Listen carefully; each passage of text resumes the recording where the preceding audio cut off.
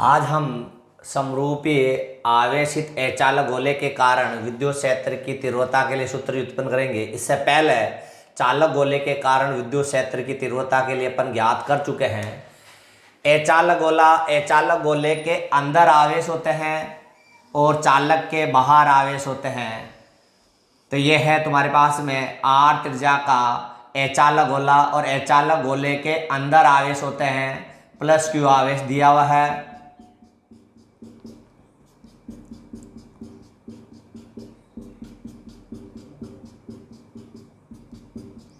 और अचालक गोले का केंद्र हो गया O। चालक गोले के तो बाहर आवेश होते हैं सतह पर और अचालक गोले के अंदर आवेश होते हैं। ये क्यू आवेश दे दिया अपन ने।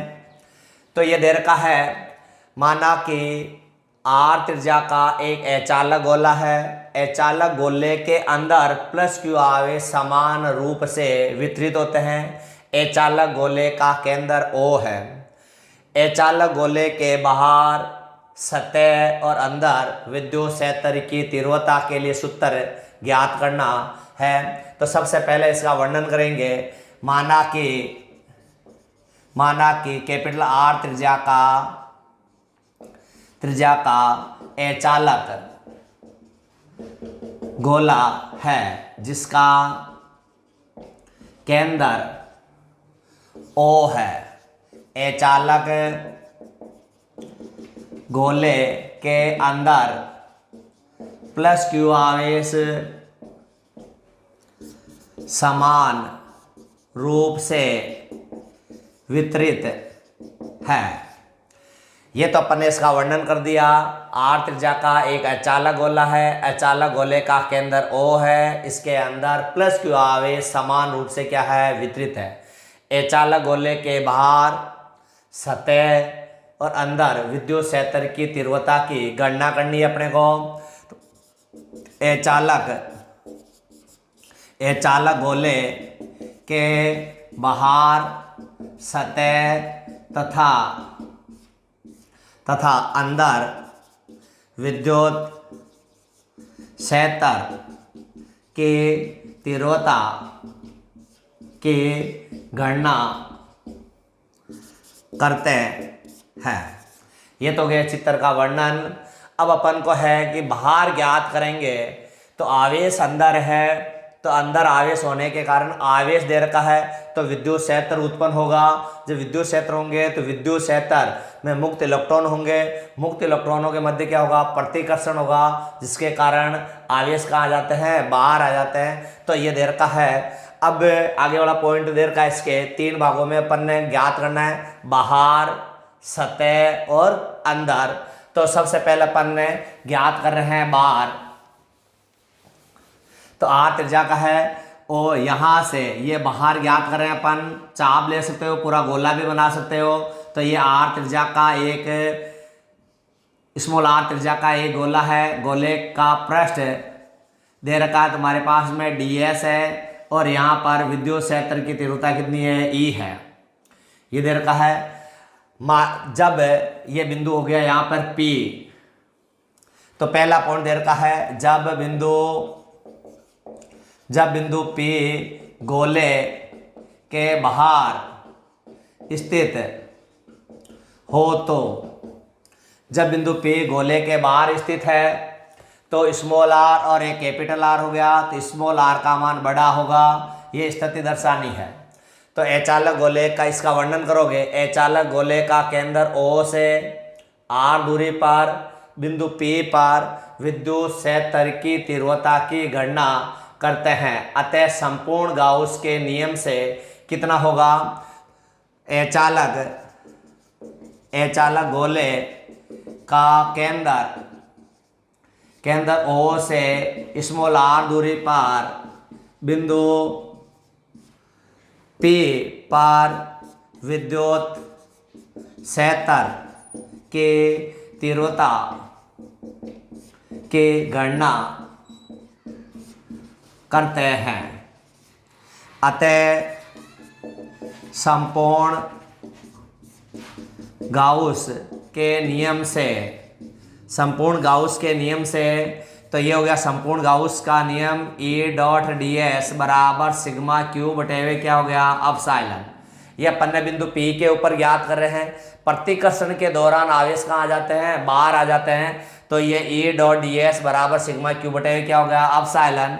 अब इसमें सूत्र का प्रयोग करोगे तो E D S cos theta बराबर सिग्मा क्यू बटे हुए क्या हो गया एप्सिलॉन। बिंदु P के ऊपर है, बिंदु P के ऊपर है E और ds दोनों एक ही दिशा में होने के कारण इनके मध्य कोण 0 डिग्री होगा। तो थीटा की वैल्यू मैं 0 रख दूं और टोटल आवेश है तुम्हारे पास में कितना दे रखा है, यहाँ पे Q है तो बाहर भी क्या आएगा Q, तो ये Q लिख दिया मैंने। अब तुम्हारे पास में मान रखोगे E ds cos 0 बराबर Q बटे हुए क्या हो गया एप्सिलॉन। अब यहाँ cos 0 की वैल्यू कितनी होगी 1, तो ये हो गया तुम्हारे पास में E ds 1 बराबर Q बटे हुए क्या हो गया एप्सिलॉन। E की वैल्यू मेरे को चाहिए तो बाहर ले लिया, E ds Q बटे हुए क्या हो गया एप्सिलॉन। और ये वैल्यू है गोले का वक्र पृष्ठीय क्षेत्रफल, और गोले का वक्र पृष्ठीय क्षेत्रफल का सूत्र होता है 4 पाई r स्क्वायर। क्यों अपन ने स्मॉल r वाले पर ज्ञात कर रहे हैं तो स्मॉल r वाला लगाओगे 4 पाई r स्क्वायर, तो E 4 पाई r स्क्वायर बराबर में Q बटे हुए क्या हो गया एप्सिलॉन। ये राशि अपॉन में आएगी तो E बराबर Q बटे हुए 4 पाई एप्सिलॉन और ये r स्क्वायर, और ये वैल्यू होगी तुम्हारे पास में किसकी वैल्यू, K की वैल्यू। तो ये अपने पास में आ गया E बराबर KQ बटे हुए क्या हो गया r स्क्वायर। ये अपन ने सूत्र ज्ञात कर लिया। अब E बराबर KQ बटे हुए क्या हो गया r स्क्वायर। अब इनमें K भी नियत है, Q अपन ने दिया हुआ आवेश है, तो ये दोनों राशि नियत हो गई। तो E समानुपाती 1 अपॉन क्या हो गया r स्क्वायर। ये यहाँ तक अपन को ज्ञात करना है। ये बाहर चालक गोले के बाहर भी विद्युत क्षेत्र की तीव्रता KQ बटे हुए r स्क्वायर थी, और अचालक गोले के कारण भी विद्युत क्षेत्र की तीव्रता KQ बटे हुए क्या थी r स्क्वायर। अब ये तो गया पहला पॉइंट। अब है दूसरा पॉइंट। दूसरा पॉइंट दे रखा है तुम्हारे पास में चालक गोले की सतह पर। तो ये सतह पर अपन ने यहाँ पर ज्ञात कर लिया मैंने, सतह पर, ये सतह पर, तो ये तुम्हारे पास में ये ds हो गया और ये क्या हो गया E। तो सतह पर ज्ञात करोगे तो स्मॉल r और कैपिटल R दोनों का मान क्या है बराबर है। तो बाहर ज्ञात करा अपन ने, R के स्थान पर कैपिटल R रख दोगे तो दूसरा पॉइंट हो गया ये बिंदु P है यहाँ पे, और ये स्मॉल r हो गया। स्मॉल r और कैपिटल R का मान क्या होगा बराबर होगा जब बिंदु P गोले की सतह पर स्थित हो तो स्मॉल r और कैपिटल R दोनों का मान क्या होगा बराबर होगा। तो इसको अपन डायरेक्ट भी कर सकते हैं और पूरा संपूर्ण गाउस के नियम से भी कर सकते हैं। तो यह मैं इसको डायरेक्ट भी लिखोगे तो ऐसा लिखोगे, अचालक गोले के बाहर विद्युत क्षेत्र की तीव्रता, अचालक गोले के बाहर विद्युत क्षेत्र की तीव्रता E बराबर KQ बटे हुए क्या था स्मॉल r स्क्वायर। सतह पर ज्ञात करोगे तो स्मॉल r सतह पर स्मॉल r और कैपिटल R का मान क्या होगा बराबर होगा। जब बराबर होगा तो स्मॉल r की जगह क्या करूंगा मैं कैपिटल R रखूंगा, तो KQ बटे हुए क्या हो गया ये r स्क्वायर। तो K का मान नियत है, Q का मान भी क्या होगा नियत होगा। तो E समानुपाती क्या होगा तुम्हारे पास में 1 अपॉन क्या होगा r स्क्वायर। तो ये अपन ने प्रूफ ज्ञात कर लिया सतह पर, उसमें भी चालक गोले पे की सतह पर भी यही मान था, E बराबर 1 अपॉन क्या होगा r स्क्वायर। अब है तीसरा पॉइंट है अपने पास में, जब ये P बिंदु अंदर होता तब तो कितना होगा अपने पास में। तो ये देखो आगे,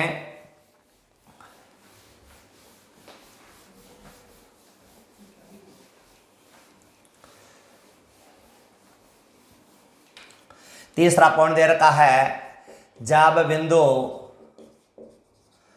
P गोले के अंदर स्थित हो तो, जब बिंदु P गोले के अंदर स्थित हो तो क्या होगा।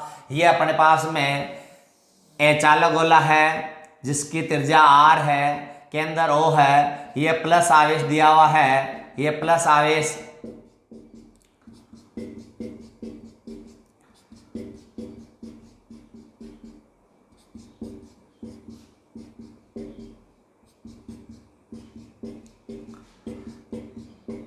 अब अपन अंदर दे रहे हैं तो ये मैंने अचालक गोला बना दिया, अंदर ज्ञात कर रहा हूँ अचालक गोले के अंदर। तो केंद्र O से R दूरी पर बिंदु P पर विद्युत क्षेत्र की तीव्रता ज्ञात करेंगे।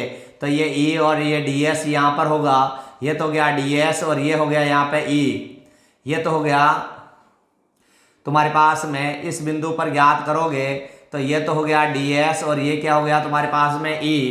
तो वह कि कैपिटल R त्रिज्या के गोले में मैंने आवेश बता दिया Q है, पहले से Q आवेश दिया। स्मॉल r त्रिज्या के गोले में मेरे को पता नहीं है तो मैं कितना मान लूँ, Q डैश आवेश मान लूँ। माना कि कैपिटल R त्रिज्या के गोले में Q आवेश है, स्मॉल r त्रिज्या के गोले में Q डैश आवेश है, तो संपूर्ण गाउस के नियम से कितना होगा।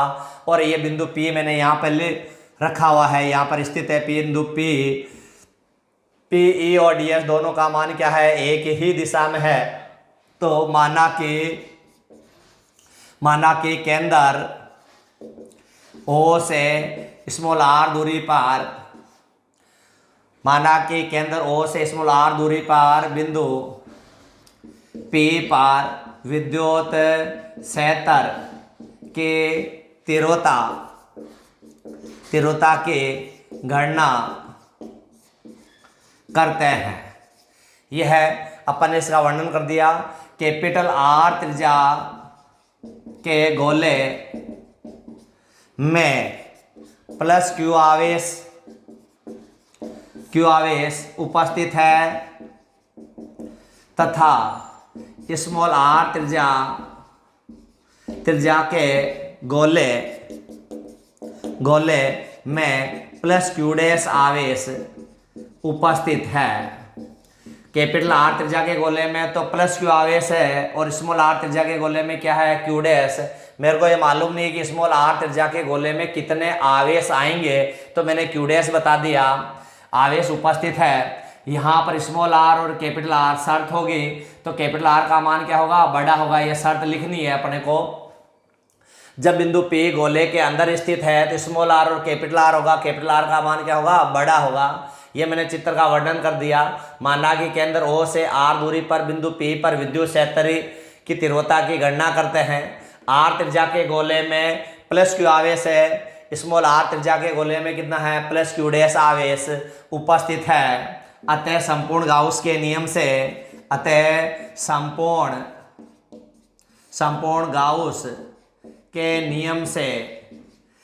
संपूर्ण गाउस का नियम रखोगे सूत्र, तो E डॉट क्या होगा, ds बराबर, अपन स्मॉल r त्रिज्या के गोले में ज्ञात कर रहे हैं तो आवेश कितना है, Q डैश है। तो यहाँ पर Q डैश बटे हुए क्या लिखूंगा मैं, एप्सिलॉन लिखूंगा। ये समीकरण आएगी। तो पहले Q था, Q में नहीं ज्ञात कर रहा हूँ मैं, किस में ज्ञात कर रहा हूँ, Q डैश में ज्ञात कर रहा हूँ, तो यहाँ पे Q डैश लिखोगे। अब यहाँ पर अदिश गुणा का सूत्र लगाओगे तो E ds cos थीटा बराबर सिग्मा Q डैश बटे हुए क्या हो गया, एप्सिलॉन। E और ds दोनों एक ही दिशा में होगा तो थीटा का मान क्या रखोगे, 0। मेरे को पता नहीं कि सिग्मा Q डैश का मान कितना होगा, आगे हल करेंगे अपन। तो E ds cos 0 और cos 0 सिग्मा Q बटे हुए क्या हो गया, एप्सिलॉन। cos 0 की वैल्यू क्या होगी, 1। तो आएगा क्या तुम्हारे पास में, E ds cos 0 की वैल्यू 1, तो ये सिग्मा Q डैश बटे हुए क्या हो गया, एप्सिलॉन। अब अपन को E की वैल्यू चाहिए मेरे को,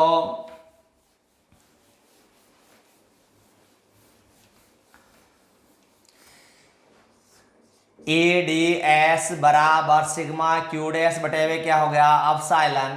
मेरे को Q डैश का मान चाहिए, तो इसमें भी आवेश दे रखा है, इसमें भी आवेश दे रखा है, तो घनत्व का मान क्या होगा, बराबर होगा। तो मैंने इसमें घनत्व के मान से ज्ञात कर रहा हूँ। R त्रिज्या के गोले का घनत्व है, बराबर में स्मॉल r त्रिज्या के गोले का घनत्व है। अब घनत्व दे रखा है और घनत्व का सूत्र होता है द्रव्यमान बटे क्या होगा, आयतन। यहाँ द्रव्यमान तो है नहीं, क्या दिया हुआ है, यहाँ आवेश दिया हुआ है, तो आवेश बटे हुए आयतन हो जाएगा, आवेश बटे हुए आयतन। यहाँ पे आवेश बटे हुए क्या हो गया तुम्हारे पास में, आयतन। तो आवेश है R त्रिज्या के गोले में, तो आवेश Q है, क्यू है और आयतन कितना दे रखा है, गोले का आयतन 4/3 पाई आर क्यूब हो गया। और स्मॉल आर त्रिज्या के गोले में आवेश दे रखा है तुम्हारे पास में क्यू डैश और आयतन हो गया इस स्मॉल आर त्रिज्या के गोले का 4/3 पाई आर क्यूब। ये हो गया तुम्हारे पास में कि घनत्व का मान स्मॉल त्रिज्या का गोला और कैपिटल आर त्रिज्या के गोले का घनत्व का मान क्या होगा, बराबर होगा। घनत्व का सूत्र होता है वैसे द्रव्यमान बटे क्या होगा, आयतन। परंतु यहाँ पर तुम्हारे पास में आयतन तो है नहीं, परंतु क्या दिया हुआ है, आवेश दिया। तो आवेश बटे क्या लिख दूं मैं, आयतन। आवेश बटे क्या होगा, आयतन। आर त्रिज्या के गोला दे रखा है, आर त्रिज्या के गोले में आवेश दे रखा है क्यू। आयतन, गोले का आयतन का सूत्र लगेगा 4/3 pi are cube. Small are त्रिज्या के गोले का घनत्व है, तो स्मॉल आर त्रिज्या के गोले में आवेश कितना दे रखा है, क्यू डैश दिया हुआ है, तो क्यू डैश बटे हुए आयतन कितना होगा, 4/3 पाई आर क्यूब। इससे 4/3 पाई आर, 4/3 पाई आर तो कैंसिल हो गया, तो क्यू बटे हुए क्या हो गया, आर क्यूब बराबर क्यू डैश बटे हुए क्या हो गया, आर क्यूब। ये राशि कहाँ चल जाएगी, वज्र गुणा के दौरान ऊपर चल जाएगी, तो क्यू डैश बराबर क्या होगा तुम्हारे पास, क्यू आर क्यूब बटे हुए क्या हो गया, आर क्यूब। ये हो गया तुम्हारा। अब टोटल क्यू आवेश का मान है, इसमें क्यू डैश दिया हुआ, तो मैं टोटल मान लिख दूं सिग्मा क्यू डैश बराबर क्यू आर क्यूब बटे हुए क्या हो गया, आर की पावर क्या होगी, 3। ये सिग्मा क्यू डैश की वैल्यू होगी। अब मैं यहाँ से ई की वैल्यू को बाहर मेरे को मान चाहिए, ई की तीव्रता का मान चाहिए, बाहर ले लिया। और ये डी एस बराबर सिग्मा क्यू डैश बटे हुए क्या हो गया, एप्सिलॉन। मान रखना है इसमें। ये तुम्हारे पास में गोले का क्या हो गया, तुम्हारे पास में वक्र पृष्ठीय क्या हो गया, क्षेत्रफल। तो गोले का वक्र पृष्ठीय क्षेत्रफल होगा 4 पाई आर स्क्वायर होगा, क्योंकि ये स्मॉल आर त्रिज्या का गोला है, तो स्मॉल आर त्रिज्या के गोले का वक्र पृष्ठीय क्षेत्रफल हो गया 4 पाई आर स्क्वायर। और तो ई और ये हो गया 4 पाई आर स्क्वायर बराबर सिग्मा क्यू डैश बटे हुए क्या हो गया, एप्सिलॉन। यहाँ सिग्मा क्यू डैश का मान रखो, सिग्मा क्यू डैश का मान, तो ई 4 पाई आर स्क्वायर बराबर में सिग्मा क्यू डैश का मान रखा क्यू आर क्यूब बटे हुए एप्सिलॉन और ये आर क्यूब। मैंने मान रख दिया सिग्मा क्यू डैश का क्यू स्मॉल आर क्यूब बटे हुए क्या होगा, कैपिटल आर क्यूब। और ये तुम्हारे पास में एप्सिलॉन दिया हुआ है। इस 2r से ये 2 गई घात 1 बच गई यहाँ से, तो ई और ये हो गया 4 पाई और ये हो गया क्यू आर बटे हुए एप्सिलॉन और आर की पावर कितनी होगी, 3। ये राशि अपॉन में जाएगी, तो ई बराबर हो जाएगा तुम्हारे क्यू आर बटे हुए 4 पाई एप्सिलॉन और आर की पावर कितनी होगी, 3। ये अपन ने मान निकाला है। अब यहाँ से आगे हल करोगे तो यहाँ से ये साइड में लिखना है, इससे साइड में लिख देना, जो में अपन को पता चल जाए भाई इसका सूत्र है सिग्मा क्यू डैश का मान कितना आएगा। ये यहाँ तक सूत्र आ गया। अब इससे आगे देखना,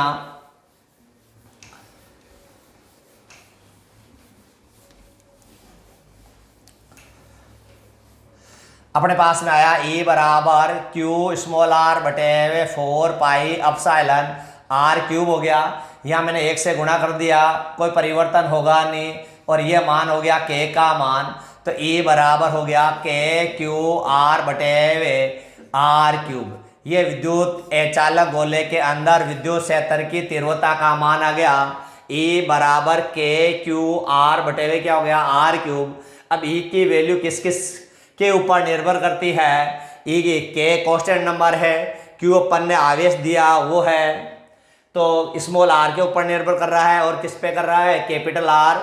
और के तो ई समानुपाती स्मॉल आर और ई समानुपाती 1 क्या हुआ, आर क्यूब। इस बातों के ऊपर ये विद्युत क्षेत्र की तीव्रता क्या कर रही है, निर्भर कर रही है। ये आ गया। अपन ने चालक गोले के कारण विद्युत क्षेत्र की तीव्रता बाहर भी ज्ञात कर ली, सतह पे भी ज्ञात करी और अंदर भी ज्ञात करी, और इसका मान ही ज्ञात कर लिया। अब इसका ग्राफ बनाना अपने को, तो ग्राफ देखो,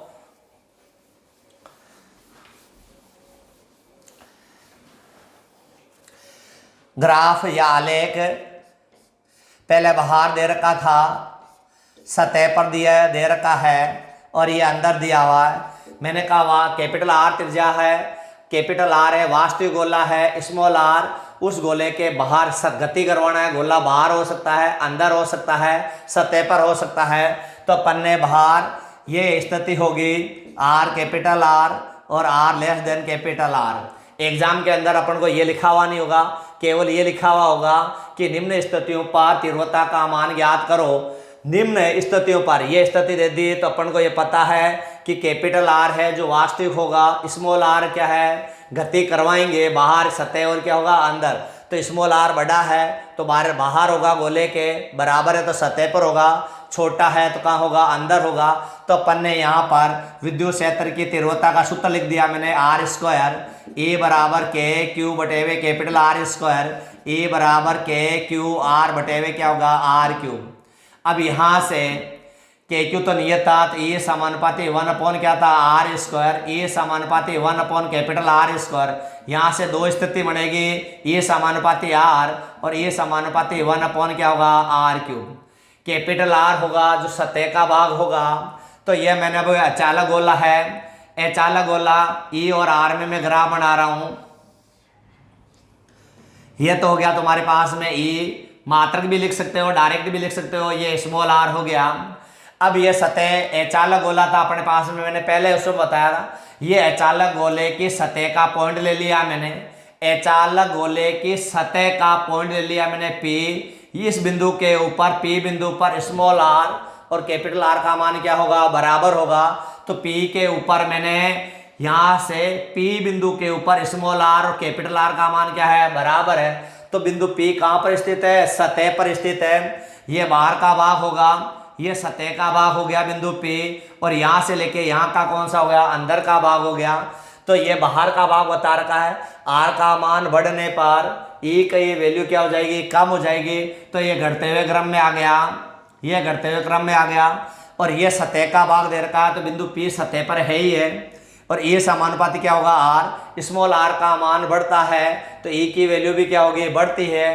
तो ये बढ़ता हुआ क्रम में आ गया तुम्हारे पास में ये भाग, ये हो गया अंदर का भाग। और वापस 1/r आ गया तो इसका मतलब क्या हो गया ये सतह पर हो गया। तो यही वापस आ जाएगी कंडीशन बिंदु पी हो जाएगा। ये 1/r³ और 1/r², ये दोनों भाग कहाँ का है सतह का भाग है। तो ये बिंदु पी सतह का भाग बता दिया। तो ये भाग तो हो गया बाहर का भाग, और ये समानुपाती 1 क्या हो गया r²। और ये वाला जो P बिंदु है वो कहाँ का भाग बता रखा है सतह का भाग बता रखा है। और ये वाला भाग बता रहा है अंदर का, अचालक गोले का कौन सा है अंदर का भाग। ये समानुपाती क्या होगा r। ये अपन में ग्राफ बनाना है। एग्जाम में तीनों पॉइंट ज्ञात करने के बाद में अपन को ग्राफ लेना है।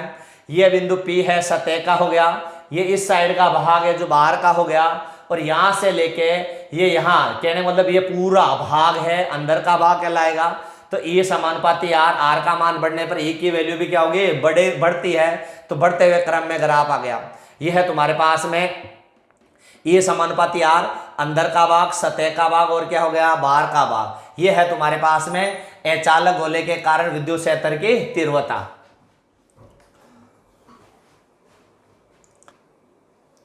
ये टॉपिक पूरा हो गया।